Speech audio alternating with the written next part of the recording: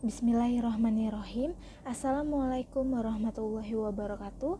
Perkenalkan, nama saya Anita Septiani dari Fakultas Ekonomi Jurusan Akuntansi Universitas Islam 45 Bekasi. Dengan video kali ini, saya bermaksud untuk mempresentasikan proposal penelitian saya yang berjudul Analisis Faktor yang Mempengaruhi Manajemen Pajak dengan Tarif Pajak Efektif sebagai Indikator. Studi empiris pada perusahaan manufaktur sektor industri barang konsumsi yang terdaftar di Bursa Efek Indonesia tahun 2017 sampai dengan 2019. Langsung saja kita masuk ke bab 1, yaitu pendahuluan. Latar belakang. Bagi negara, pajak adalah salah satu sumber penerimaan penting yang akan digunakan untuk membiayai pengeluaran negara dan membiayai pembangunan dengan tujuan mensejahterakan masyarakat. Hal itu yang membuat pemerintah selalu berupaya meningkatkan target penerimaan pajak negara semaksimal mungkin tiap tahunnya. Sedangkan perusahaan sebagai pelaku wajib pajak menginginkan agar jumlah kewajiban pembayaran pajaknya serendah mungkin. Adanya perbedaan kepentingan ini menyebabkan wajib pajak melakukan berbagai cara agar beban pajaknya kecil, baik dengan cara yang diperkenankan oleh undang-undang perpajakan atau disebut dengan legal, atau dengan cara yang melanggar peraturan perpajakan yang biasa disebut ilegal. Upaya dalam meminimalkan pajak secara legal disebut dengan manajemen pajak.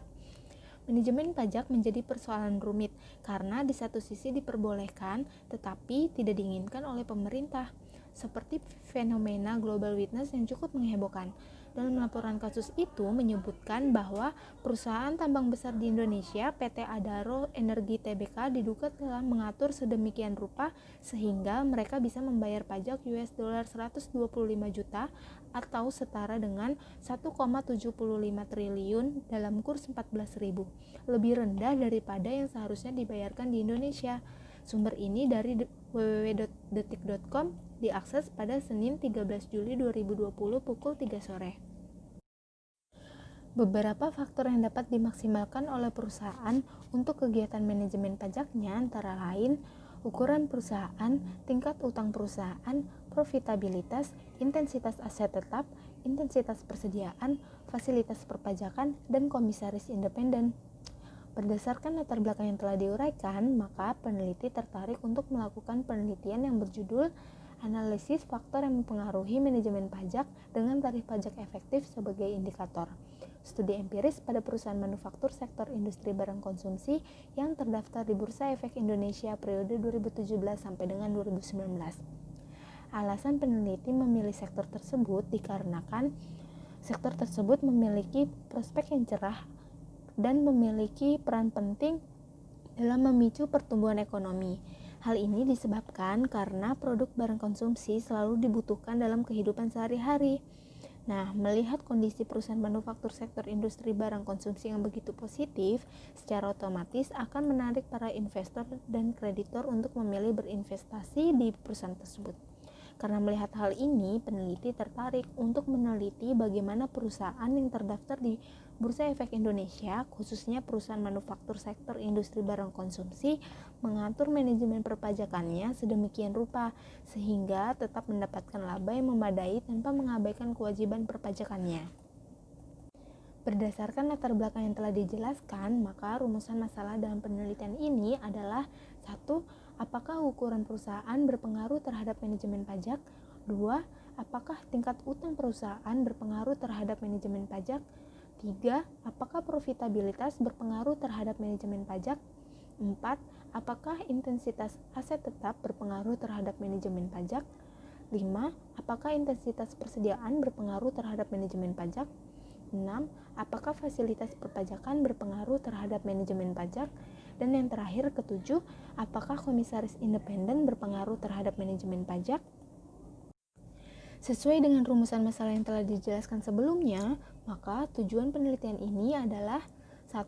Untuk menganalisis pengaruh ukuran perusahaan terhadap manajemen pajak. 2. Untuk menganalisis pengaruh tingkat utang terhadap manajemen pajak. 3. Untuk menganalisis pengaruh profitabilitas terhadap manajemen pajak. 4. Untuk menganalisis pengaruh intensitas aset tetap terhadap manajemen pajak. 5. Untuk menganalisis pengaruh intensitas persediaan terhadap manajemen pajak. 6. Untuk menganalisis pengaruh fasilitas perpajakan terhadap manajemen pajak. 7. Untuk menganalisis pengaruh komisaris independen terhadap manajemen pajak. Selanjutnya ada manfaat penelitian. Bagi Fiskus, penelitian ini bermanfaat untuk memperoleh informasi dan mengetahui tentang upaya agar lebih memperhatikan hal-hal yang bisa digunakan oleh perusahaan dalam rangka manajemen pajak yang dapat mengurangi pendapatan negara dari sektor pajak.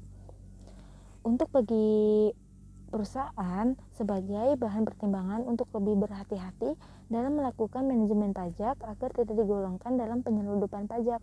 Sedangkan untuk bagi peneliti selanjutnya, diharapkan hasil penelitian ini dapat digunakan sebagai referensi untuk mengembangkan hasil penelitian di masa yang mendatang. Kita masuk bab selanjutnya, yaitu bab 2 tinjauan pustaka. Landasan teori dalam penelitian ini menggunakan teori keagenan. Teori keagenan menjelaskan tentang dua pelaku ekonomi yang saling bertentangan, yaitu prinsipal dan agen. Hubungan keagenan merupakan suatu kontrak di mana satu atau lebih orang yang disebut dengan prinsipal memerintah orang lain yang disebut dengan agen untuk melakukan suatu jasa atas nama prinsipal serta memberi wewenang kepada agen membuat keputusan yang terbaik bagi prinsipal. Ihsan tahun 2013. Jika prinsipal dan agen memiliki tujuan yang sama, maka agen akan mendukung dan melaksanakan semua yang diperintahkan oleh prinsipal. Pertentangan terjadi apabila agen tidak menjalankan perintah prinsipal untuk kepentingannya sendiri. Dalam penelitian ini, pemerintah adalah prinsipal, sedangkan perusahaan adalah agen. Pemerintah yang bertindak sebagai prinsipal memerintahkan kepada perusahaan untuk membayar pajak sesuai dengan perundang-undangan pajak yang berlaku. Hal yang terjadi adalah perusahaan sebagai agen lebih mengutamakan kepentingannya dalam mengoptimalkan laba perusahaan, sehingga meminimalisir beban, termasuk beban pajak, dengan melakukan manajemen pajak. Selanjutnya ada penelitian terdahulu. Peneliti menggunakan 7 penelitian terdahulu. Yang pertama ada peneliti Hati et al. Tahun 2019, yang kedua ada Sadewo dan Hartia tahun 2017, yang ketiga ada Heni dan Febrianti tahun 2016, yang keempat ada Iqbal Nur Hakim Darmadi dan Zulaiha tahun 2013, yang kelima ada Imelia tahun 2016, yang keenam ada Wijaya dan Febrianti tahun 2017, dan yang terakhir ada Adnantara dan Dewi tahun 2016. Slide selanjutnya mengenai gambaran kerangka pemikiran, di mana di sini ada variabel dependen yaitu manajemen perpajakan sebagai Y, dan variabel independen yang dimana ukuran perusahaan sebagai X1, tingkat utang perusahaan sebagai X2, profitabilitas sebagai X3, intensitas aset tetap sebagai X4, intensitas persediaan sebagai X5, fasilitas perpajakan sebagai X6, komisaris independen sebagai X7. Slide selanjutnya mengenai pengembangan hipotesis, di mana hipotesis 1 yaitu ukuran perusahaan berpengaruh negatif terhadap manajemen pajak. Hipotesis kedua yaitu tingkat utang perusahaan berpengaruh negatif terhadap manajemen pajak. Hipotesis ketiga yaitu tingkat profitabilitas perusahaan berpengaruh positif terhadap manajemen pajak. Hipotesis keempat yaitu intensitas aset tetap perusahaan berpengaruh negatif terhadap manajemen pajak. Hipotesis kelima yaitu intensitas persediaan perusahaan berpengaruh positif terhadap manajemen pajak. Hipotesis keenam yaitu pemberian fasilitas perpajakan berpengaruh negatif terhadap manajemen pajak. Dan hipotesis ketujuh yaitu komisaris independen berpengaruh positif terhadap manajemen pajak. Kita masuk bab selanjutnya yaitu bab 3, metodologi penelitian, di mana populasi penelitian ini adalah seluruh perusahaan manufaktur sektor industri barang konsumsi yang terdaftar di Bursa Efek Indonesia selama periode 2017 sampai dengan 2019. Sedangkan sampel yang menjadi penelitian ini sebanyak 48 perusahaan, di mana sampel ini menggunakan metode purposive sampling. Kriteria pemilihan sampel yaitu 1. Perusahaan manufaktur sektor industri barang konsumsi yang terdaftar di Bursa Efek Indonesia pada tahun 2017 sampai dengan 2019. Yang kedua, perusahaan manufaktur sektor industri barang konsumsi yang telah menerbitkan laporan keuangan dengan lengkap dan telah diaudit. Dan yang ketiga, perusahaan manufaktur sektor industri barang konsumsi yang menggunakan mata uang rupiah dalam penilaian laporan keuangannya. Jenis penelitian ini adalah jenis penelitian kuantitatif, yaitu data penelitian yang diukur dalam suatu skala numerik atau angka. Sumber data penelitian ini merupakan data sekunder, berupa data laporan keuangan tahunan perusahaan manufaktur sektor industri barang konsumsi di Indonesia yang diperoleh dari website resmi Bursa Efek Indonesia. Periode 2017 sampai dengan 2019. Metode pengumpulan data. Metode pengumpulan datanya menggunakan studi pustaka dan dokumentasi. Studi pustaka dilakukan dengan cara membaca buku-buku, jurnal, artikel, skripsi, dan lainnya, di mana terdapat referensi-referensi yang berhubungan dengan penelitian ini. Sedangkan dokumentasi yaitu mengumpulkan, mencatat, dan mengkaji dokumen-dokumen tentang data keuangan pada perusahaan manufaktur sektor industri barang konsumsi periode 2017 sampai dengan 2019 yang diperoleh dari Bursa Efek Indonesia. Bab selanjutnya yaitu definisi operasional dan konseptual variabel. Yang pertama ada manajemen pajak. Manajemen pajak merupakan sarana untuk memenuhi kewajiban perpajakan dengan benar, tetapi jumlah pajak yang dibayar dapat ditekan serendah mungkin untuk memperoleh laba dan likuiditas yang diharapkan. Dapat diukur dengan rumus, tarif pajak efektif sama dengan beban pajak dibagi laba sebelum pajak. Yang kedua ada ukuran perusahaan, yaitu suatu pengklasifikasian sebuah perusahaan berdasarkan jumlah aset yang dimiliki oleh perusahaan. Ukuran perusahaan dalam penelitian ini menggunakan proksi total aset perusahaan yang dapat diukur dengan rumus ukuran perusahaan sama dengan logaritma natural total aset. Yang ketiga ada tingkat utang perusahaan, yaitu salah satu sumber pendanaan yang dapat digunakan perusahaan untuk membiayai pengeluarannya. Utang dalam penelitian ini diproksi dengan rasio utang perusahaan dengan rumus sebagai berikut.